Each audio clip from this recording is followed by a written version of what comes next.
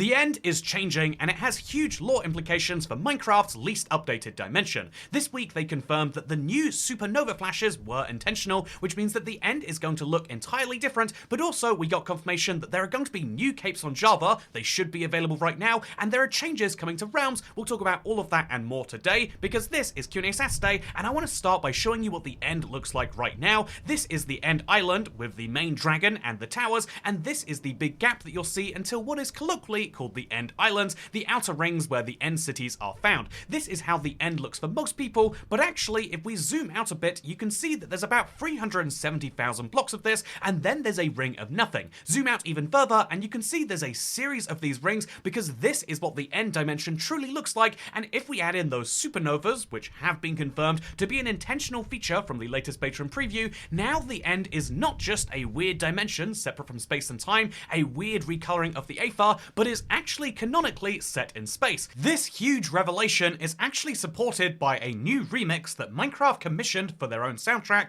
where they actually had this done to their songs.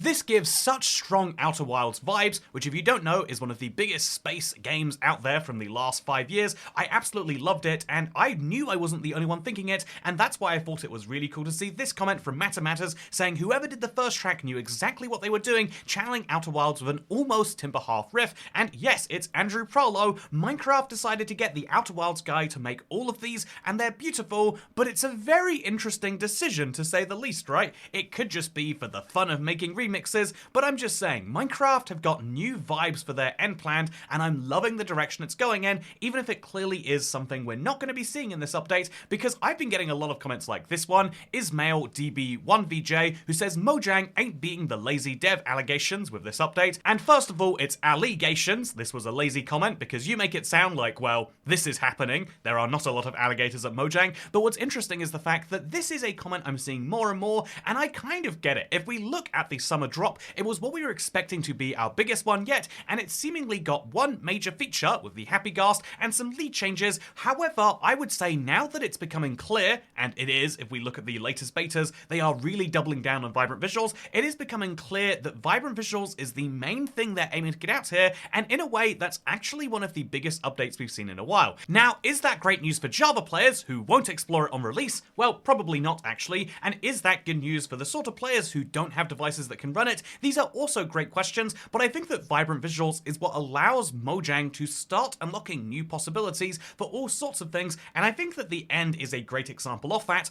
I think the new way the end looks is actually stunning, and if we can actually come back into this, obviously Grandmaster Beta, which by the way I did not realize their name until I said it out loud just now, good job you got me, says new lore for the end with the flashes, and yeah, I think that is sort of true. However, I agree more with Gabriel Rodriguez here, who says that end flashes seem too bright to me. Part of the uniqueness of the end is the harsh darkness of the void. I wish it was less bright still. It makes it look almost like daytime. It might help if it was more purple rather than daytime blue. And you know what? I want to agree with this comment, except I think you're mistaken, because the flashes right now are a beautiful end purple, and the only thing that I can think that you're maybe thinking of here is the fact that although it's the end flash that is purple, the rest of the sky does kind of go a big bright blue. I think that this makes more sense than the whole sky going purple, and I think that it is actually something that really drills home just how dark the end is otherwise. Look at these shadows, by the way, it's crazy. I think that it's very, very strange the way that they flash, and I think that they should either be more common but less bright, or it should be the same brightness but slightly less common, because a supernova going off every 10 seconds is almost reliable enough to get used to, so much so that it just makes the end feel dark and dreary in so many ways. And is that a good thing for Minecraft? Well, that certainly is debatable, isn't it? But for now, I would say that I kind of like these changes, and oh, my skin is still broken. Rip me, I guess. Anyway, speaking of things that are rip to me, look at these shadows. I really can't get over them. I think that this is one of the beautiful changes that has happened to this dimension.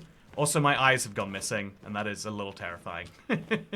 Speaking of going missing, the exact opposite has notably started happening to Java players with the Pan Minecraft cape and also the Founders Minecraft cape. These were previously Bedrock exclusive capes, and they were basically given to you for more or less nothing, I would describe it as. But what's interesting about it is now they are not just being given for more or less nothing, they are being given to all Java players for more or less nothing if they happen to be around on Bedrock when they were given. This is an interesting trend that we are seeing where every Bedrock exclusive cape is slowly making its way to Java. I think this kind of stemmed from every Bedrock cape, Java players saying, why don't we have that ourselves too? And now it seems as though all of the Bedrock capes are on Java, which personally I think is really cool, but I would love to see the reverse eventually happen. Sure, Mojang employees get their capes brought over from Java to Bedrock, but as far as the Minecon 2011 through 2016 capes, some of the rarest and kind of like most interesting capes in Minecraft history, none of those are available on the Bedrock version, outside of the one very particular edge case scenario that Zay47 points out, who's curious to see how the Minecon capes and Bedrock Edition skin pack dilemma will be resolved, because in their minds, and in the minds of some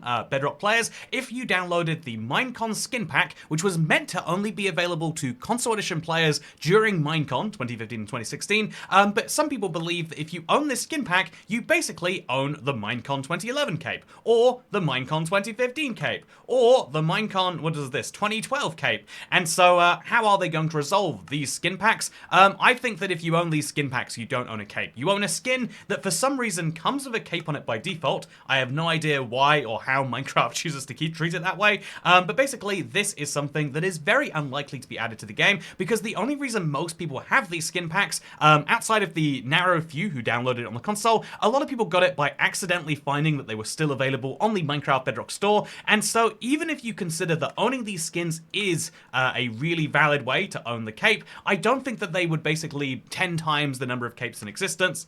Also, I don't know why this exists. Why is there a forest fighter but wearing the Wait, are they updating these?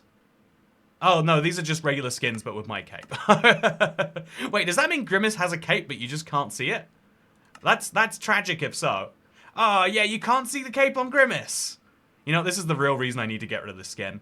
As beautiful as he is, I do have to say, he is starting to cause me issues. On the subject of causing issues though, Minecraft brought out a Bedrock update in the last week called 1.21.80, and it brought all of the new super flat variants and the fun that comes with that, as well as a lot of other changes to the game. However, it crucially also had a couple of toggles and a couple of bugs. Every Minecraft update brings bugs with it to the game, but this one seemed to be particularly disastrous because the game would tell you that achievements are disabled on your long-term survival worlds if they had add-ons enabled. This shouldn't be the case and hasn't been since 1.20.1.70, and it's an important reminder that you should back up your worlds after a major update. However, in this case, we thankfully got word from Brinkmanship, the Minecraft partnership manager, and he says that it is just a visual issue, your worlds are not disabled, and they're shipping a fix and it should arrive in the next week or so, don't worry. And that is really great news. There is going to be a brand new Minecraft update coming out perhaps as soon as the next Monday, and so this is something that happens after every Bedrock update. After 1.21.70, we got 1.21.71 and 1.21.72, and so now after this update we'll likely see another couple of bug fixes. These hot fixes can come out much faster than normal updates, and it means that you don't have to stress about your worlds having achievements disabled, but in the future there could be a bug this disastrous. It's not impossible that it makes your worlds unplayable, and a lot of damage to Minecraft worlds is irreparable. This is a rare case where it's just visual, but that is why you should back up your worlds, and you could perhaps even back them up by putting them onto a realm. Otherwise, just make sure you keep a copy of your world that you update somewhat regularly outside of the same Minecraft device you play on. And so yeah, if you choose to use a realm, by the way, something fun that we got an update from Dylan, a senior Minecraft project manager, was actually how it is that they managed to update the realms to let you choose what server to use, and they said that actually they did a huge refactor of the code in some legacy pieces of their code base, because before all of the region assignment was hard-coded, but adding a new region required touching a lot of code all over the place. Now it's dynamic, so we can add new regions quickly, which means that realms should be getting better. This is not just true for increasing the number of server regions, but it's also true for fixing one of the oldest realms bugs that exists. So this is Dilly Long King on Blue Sky saying, surprise realms server side fix today, resource pack subpacks can now be adjusted on realms. If you're curious as to what that is, a lot of resource packs have the ability to slide different settings to say increase the resolution, and what's interesting about it is that they say this was fixed today, and this is Dylan King. I'm very happy that it's happened in time for actions and stuff hitting Realms Plus, but what's interesting is you can see see this bug was reported in 2022, so it's existed for basically as long as there have been resource pack subpacks, but even more interesting is that the same DLong King actually said on the 5th of August 2024 that this is a known issue and will be working on a fix for this soon. Thank you for the report, which means that either something went wrong in the fix or the lead time for actually fixing realms, maybe because it's a live service, is somewhere around 8 months. I think it's hugely interesting either way, and I'm really happy that they fixed this bug. And I know this is like a very me particular hyper-focus issue, but it is something I want to point out that realms is very handy for long-term survival worlds, and there are so many issues that make that relevant. If you want, you can go a little Minecraft conspiracy theorist, like, ooh, isn't it interesting that Minecraft is so buggy and that one of the easy solutions is by paying Minecraft a subscription fee? But I'm not going to do that, and instead, I'm going to say, wow, here is a fun comment from Kaya Paws. I think that's called a Paxel, right? And I'll be honest, without seeing what video this is for, that's a very confusing comment, but that is in response to my Minecraft has too many tools video showing off the multi-tool, which is the combination of a pickaxe, shovel, and axe. However, this comment forgets that there's actually a hoe in there as well, so actually it should be the Paxel hoe, or the Paxelo.